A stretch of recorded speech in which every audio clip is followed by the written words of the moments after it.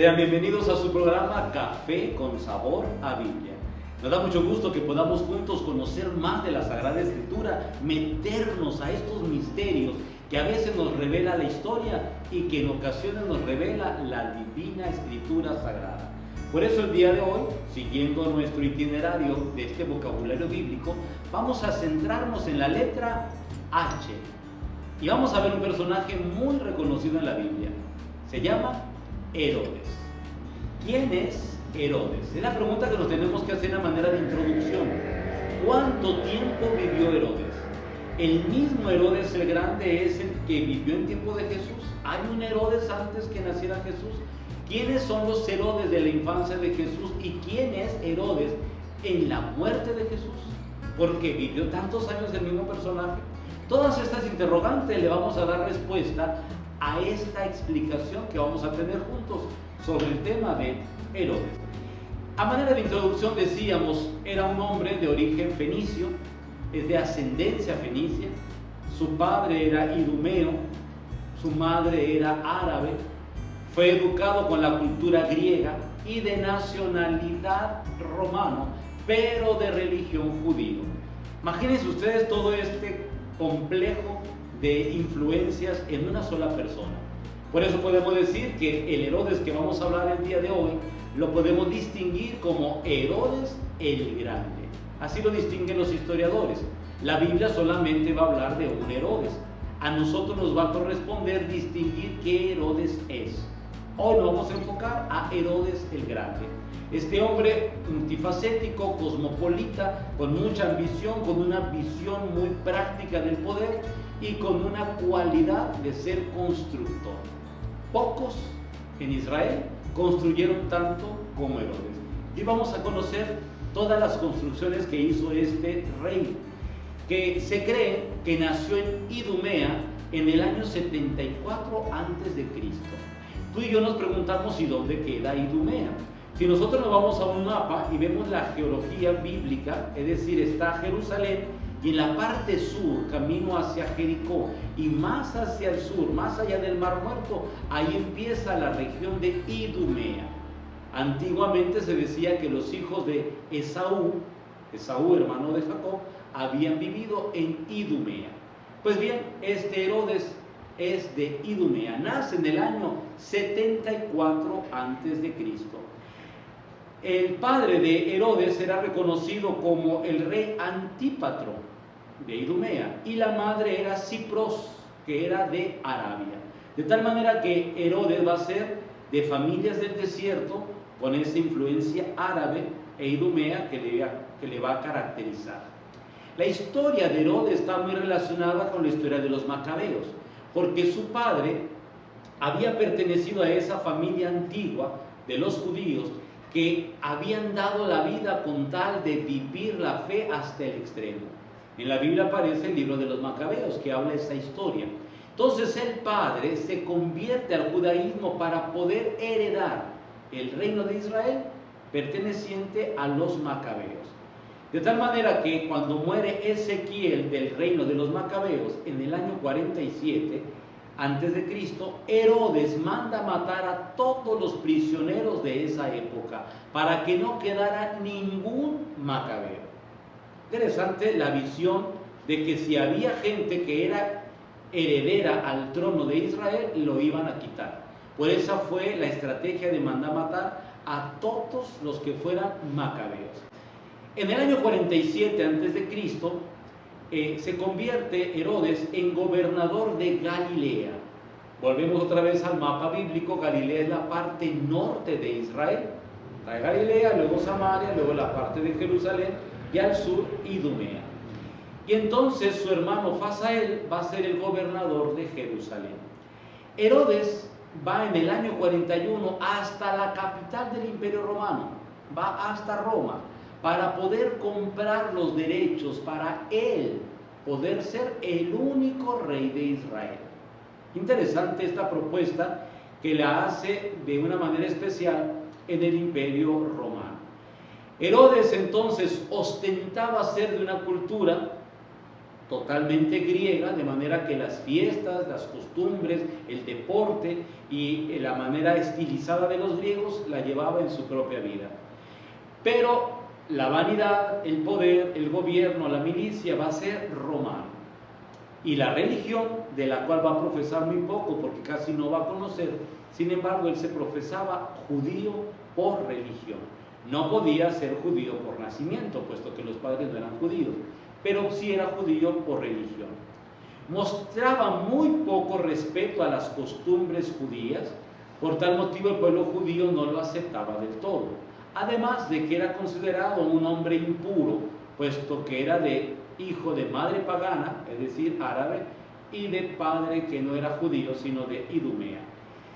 Se comunicaba en aquel tiempo, en lo más alto de la comunicación de la época de Herodes, con palomas mensajeras. Era de los pocos que tenía palomas mensajeras en el oriente, y además llegó a ostentar una riqueza mayor de todo el Mediterráneo. Fue un hombre muy rico, porque el hombre rico que conocemos en la historia sagrada adquiría su dinero del diezmo que pagaban los judíos por las ofrendas del templo. De manera que este hombre usó del judaísmo para poder ostentar la riqueza que llegó a tener, y además tenía el poder de nombrar al sumo sacerdote del templo de Jerusalén. Es decir, tenía el poder civil, el poder religioso, el poder cultural, y fue así entonces que fue nombrando sacerdotes conforme a las necesidades y a las aspiraciones suyas. Herodes nombró al sumo sacerdote y lo destituyó, nombrando a Aristóbulo, al hermano de su esposa Mariana, a quien mandó asesinar un año después. ¿Quién es la familia de Herodes? Si ya conocemos un poco de este personaje que nos presenta la Biblia, tenemos que conocer también su familia, puesto que una personalidad de este tipo es conocida con todas sus dimensiones. Y vamos a ver por qué es importante conocer a su familia. Estuvo casado primero con Doris y luego con Mariana, quien a su muerte se casó con otras 8 esposas más, reconocidas legítimas, porque en su harem Herodes tuvo más de 1500 mujeres, además de eunucos y de pajes que estaban a su servicio. Si podemos entender esta mentalidad, era un hombre que tenía el poder en todas sus dimensiones. Tuvo cantidad de hijos que se multiplicaban según la sed de poder de sus madres. Por eso la historia solamente reconoce 8 esposas legítimas, pero Herodes tuvo más. Si nada más eran 1500 concubinas en su harem, Herodes tuvo que haber tenido muchos hijos. Sin embargo, los asmoneos, que eran los que gobernaban el tiempo de Jerusalén, en el tiempo bíblico, murieron todos ellos a manos de Herodes. Y entonces la familia de Mariana, la segunda esposa de Herodes, queda sin ninguna ascendencia. Es decir, ninguno de sus padres sobreviven. Mandó matar también Herodes a su esposa Mariana y a su suegra Alejandra de la dinastía Macabea. Dicen que mantuvo el cuerpo de Mariana, la esposa, en miel por mucho tiempo, porque era realmente a la mujer que él amaba. Los críticos de la historia van a decir que Herodes realmente no amaba a nadie, era un hombre que se amaba a sí mismo, y según su perfil psicológico era reconocido como un hombre paranoico, siempre vivía con el miedo de que lo mataran. Por eso cuando se habla en la Biblia de la muerte de los santos inocentes, se dice: no hay duda de que este Herodes debió haber dado esta ley o esta norma, puesto que siempre vivía con el miedo de que alguien le quitara el poder. Por ese motivo tenía casas en el desierto, casas en el mar, casas en la montaña o en la ciudad, y en todas ellas vivía bajo una gran custodia. ¿Cuáles fueron entonces las construcciones que hizo Herodes? Esa paranoia de que tener el miedo a perder el poder lo hizo ser un gran constructor. Vamos viendo 15 construcciones que hizo Herodes el Grande y que hasta el día de hoy muchas de ellas se encuentran en Tierra Santa. Vamos viendo la primera. quiso hacer de Jerusalén la ciudad más grande de todo el Medio Oriente. Por eso reconstruyó las murallas de Jerusalén. Toda la ciudad quedó amurallada.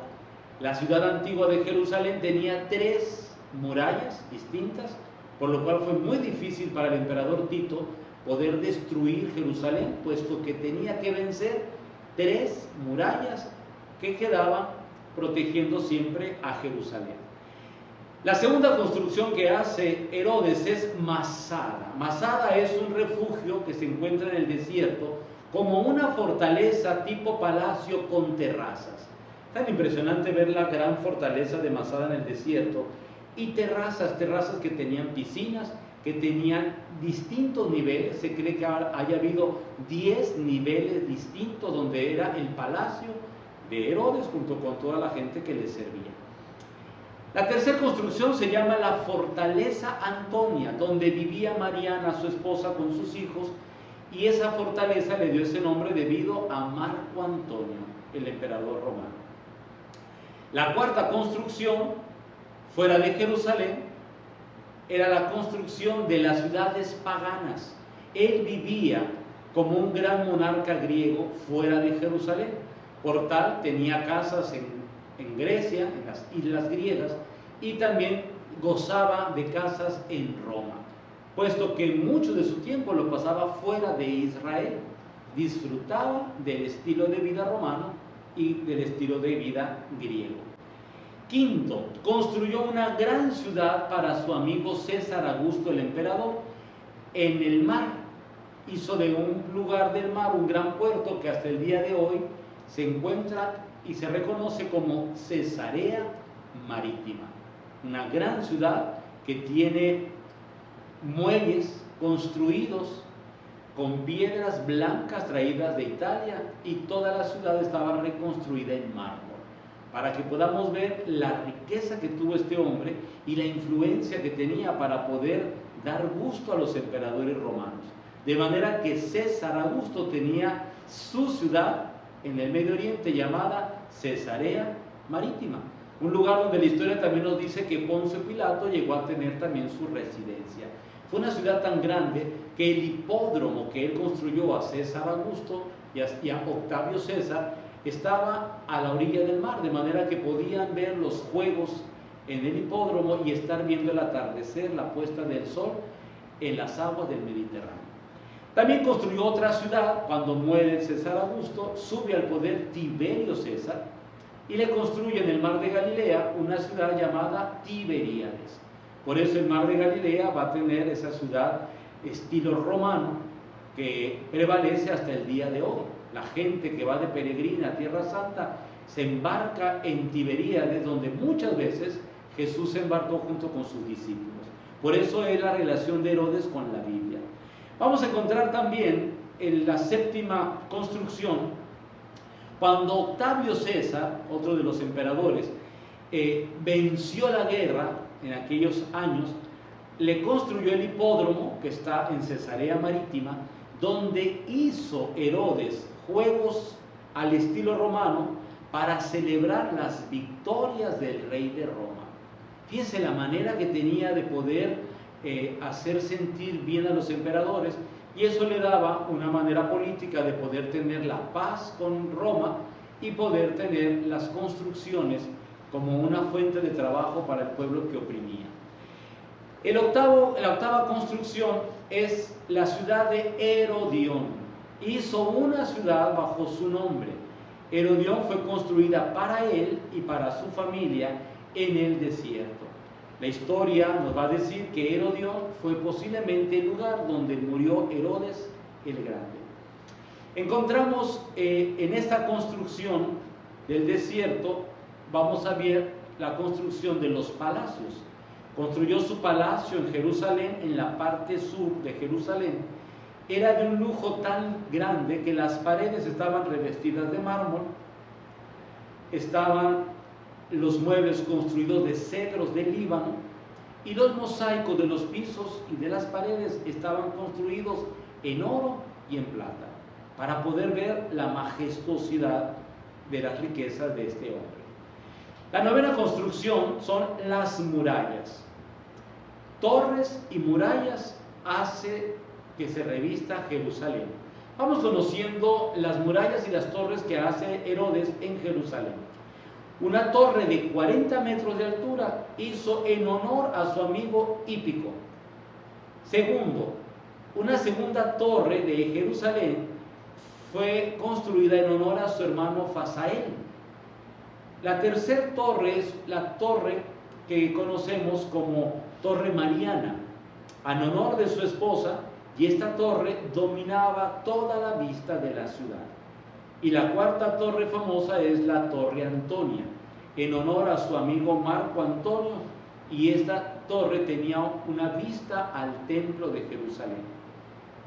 Muchas de estas torres prevalecen hasta el día de hoy en esa gran muralla de Jerusalén. La 10ª construcción fue el majestuoso templo de Jerusalén, uno de los templos más reconocidos en la historia. Hizo demoler el segundo templo, que fue construido primero el de Salomón, y el segundo era construido después del destierro de Babilonia, y construyó un muro. Para la construcción del templo de Jerusalén nombró 1000 sacerdotes. No fueron cualquier constructores los del templo de Jerusalén, fueron 1000 sacerdotes que vivían en la cantera haciendo oración todos los días y partiendo la piedra de una manera tan precisa que es admirable cuando uno ve la muralla de los lamentos y ver todas y cada una de las piedras que están talladas de una manera muy precisa.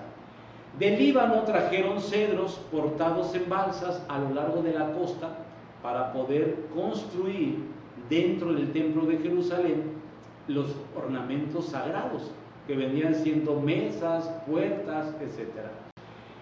El Sancta Sanctorum, que era el lugar santo o el Arca de la Alianza, quedó construida en 2 años y creó una plataforma de más de 12.000 metros cuadrados de superficie, que era el doble del Foro Romano.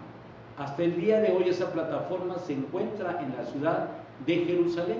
Ahí está la mezquita de Omar y ahí es donde encontramos el lugar de las mezquitas musulmanas. El templo estaba rodeado por esas planchas de oro macizo y pesado. Estas fueron las construcciones que hizo Herodes a lo largo de su vida. Pero conociendo más a la familia de Herodes, vamos viendo quiénes son los hijos de Herodes.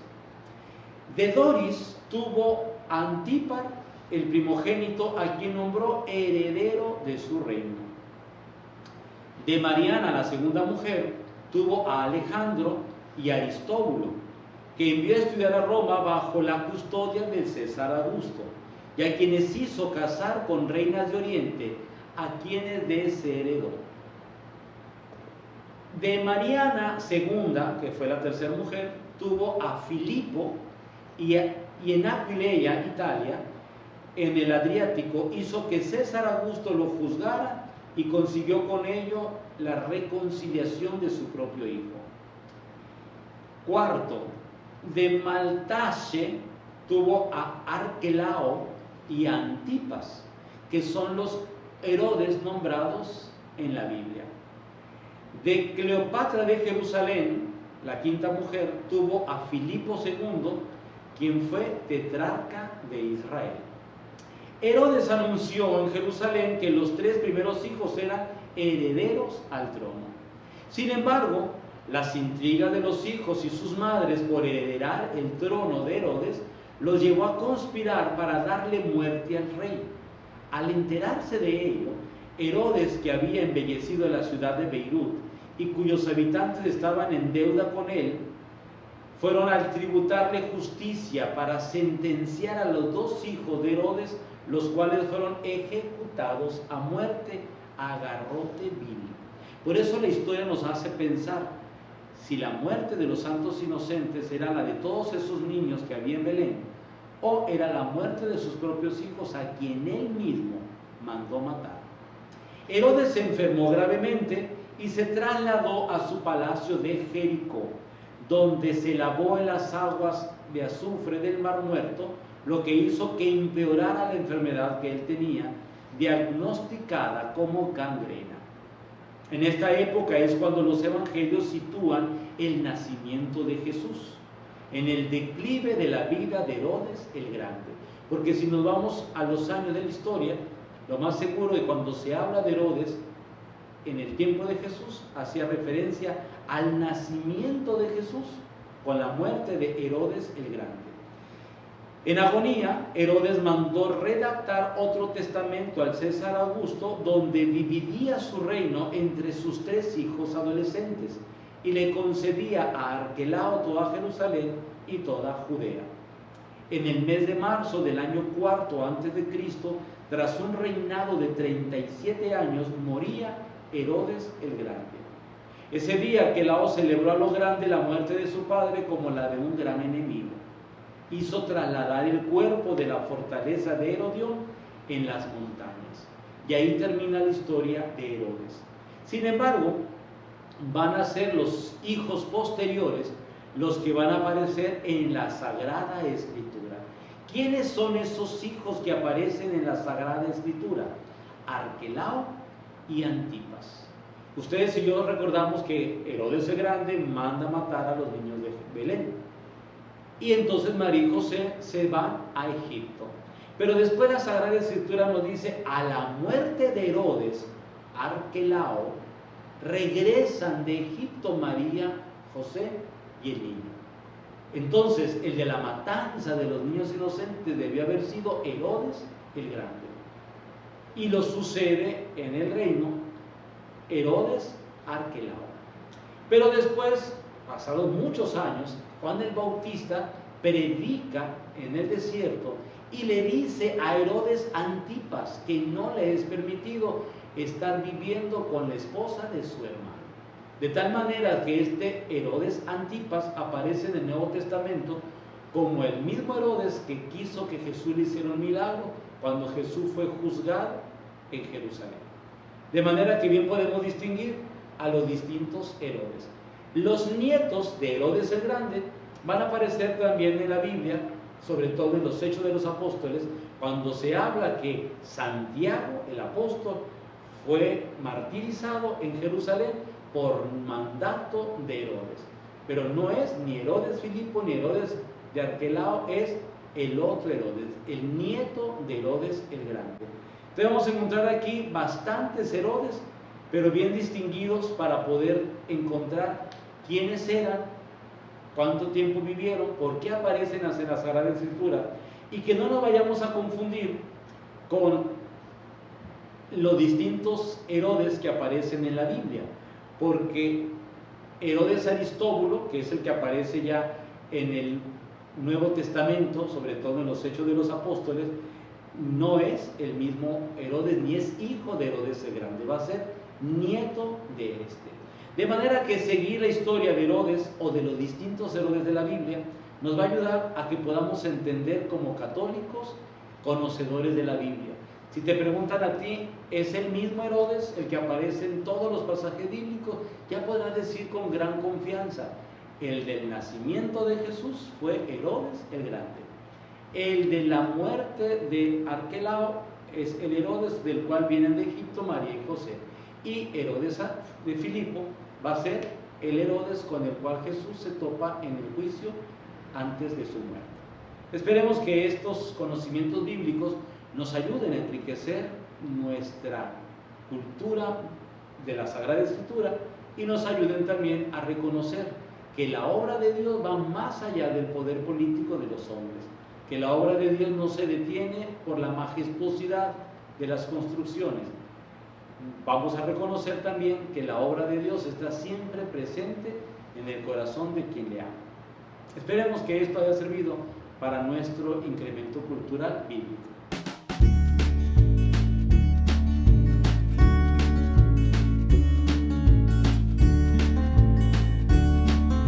Estamos en tu sección de preguntas y respuestas de la Biblia. Nos hacen este comentario: ¿qué importancia tienen los documentos del magisterio de la Iglesia para poder iniciar un camino espiritual y un conocimiento más profundo? Posiblemente la pregunta no pareciera ser bíblica, pero resulta que está muy relacionada. ¿Por qué? Porque las dos fuentes de revelación que tenemos los cristianos católicos es, primero, la Sagrada Escritura y segundo, el magisterio de la Iglesia. La Sagrada Escritura ya la conocemos porque la estamos estudiando aquí sesión tras sesión. Pero ¿qué es el magisterio de la Iglesia? Después de que se termina de escribir el último libro de la Biblia, que nosotros reconocemos como el Apocalipsis, a partir de ahí nosotros empezamos a reconocer a lo que llamamos santos padres de la Iglesia antigua. Y lo vamos a reconocer como San Jerónimo en la Iglesia latina, San Agustín, vamos a reconocer también a San Juan Crisóstomo, San Basilio, vamos a reconocer también de la Iglesia oriental a los padres, San Ignacio de Antioquía, San Irineo de León, de manera que todos estos hombres que fueron discípulos de los apóstoles empezaron a escribir lo que ellos habían aprendido de los apóstoles o de los discípulos de los apóstoles. Entonces la Iglesia empezó a tener una gran riqueza de los comentarios bíblicos de estos santos padres, a lo cual se le empezó a llamar magisterio. Sin embargo, con el paso del tiempo, todos aquellos que han sido nombrados vicarios de Cristo en la tierra, a los que comúnmente llamamos papas, ellos nos dan una enseñanza de la Biblia, porque nuestra fuente de revelación es la Biblia. Entonces, si quieren hablar de la vida, de la política, de la sociedad, de la ecología, de cualquier situación de la vida, los papas tienen que documentarse de la Biblia. Y entonces, de lo que extraen de la Biblia, nos hacen un documento, y ese documento nos lo presentan a todo el mundo para que podamos aprender del magisterio de la Iglesia inspirado en la Sagrada Escritura. Si tú quieres leer, por ejemplo, algo sobre el origen de la vida, vamos a encontrar la Humanae Vitae, que es un documento de la Iglesia, se llama así, Encíclica Humanae Vitae, y entonces nos va a enseñar todo lo que es el principio de la vida. Y alguien se puede preguntar, pero ¿cómo la Biblia va a hablar del principio de la vida con los términos modernos? Obvio que no. Pero resulta que la Biblia es un libro de inspiración. Entonces el Santo Padre pone a toda la gente capacitada para poder estudiar los temas actuales y poderlos interpretar desde la Sagrada Escritura. Y a eso le llamamos nosotros magisterio de la Iglesia. De manera que el magisterio no es una enseñanza que se nos ocurre en el último momento. No es una novela que yo voy a hacer a manera de una instrucción. No es un poema, no. Son temas de la vida que se inspiran en la Biblia y que el magisterio nos lo enseña para que lo llevemos a la práctica el día de hoy. Si tú quieres estudiar el magisterio de la Iglesia, puedes entrar a las distintas plataformas que tiene el Vaticano, que se llama Magisterio de la Iglesia o Documentos Oficiales.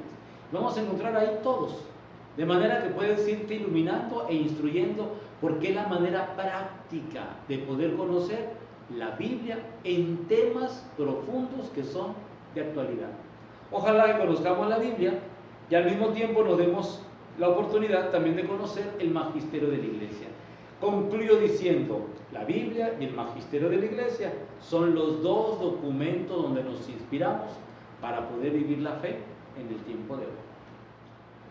Queremos agradecer este momento que hemos compartido juntos porque vamos aprendiendo y como quisiéramos que otra gente tuviera la oportunidad también de aprender. Por eso te invitamos a que compartas este video a otros que pueden ser tu familia, tus amigos, tus conocidos, la gente de tu iglesia, porque siempre que conocemos algo de Dios enriquece el espíritu. Por eso te invitamos a que lo compartas y a que vayamos haciendo una evangelización nueva con esta modernidad de las plataformas actuales. Te deseamos un buen día. Gracias por estar ahí.